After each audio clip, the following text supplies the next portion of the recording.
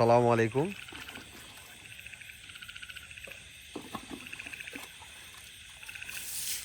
এই পুকুরে ভিয়েতনামা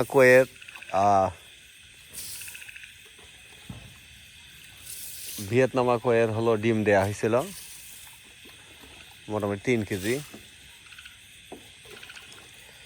তো চাষিদের আসলে রাত দিন নাই, এখন 10:15 বাজে। আসলে মাছ খাদ্য না পারে চাষিদের খুব মন খারাপ হয়ে যায়। তো রাত উপেক্ষা করেই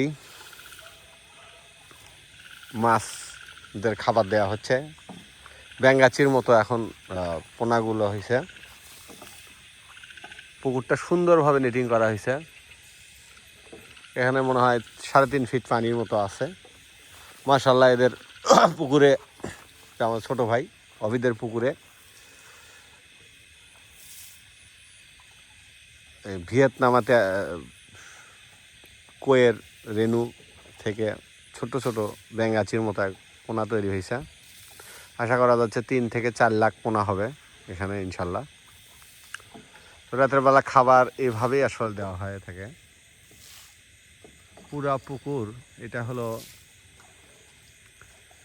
গুঁড়া ফিড, পানিতে মিশিয়ে পুরা পুকুর ছিটাইতে হয় এভাবে।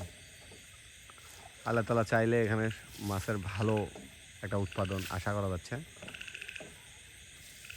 বাকিটা আল্লাহর ইচ্ছে, সব কিছুই আসলে আল্লাহর উপর। এভাবে পুরা পুকুর ছিটানো হবে।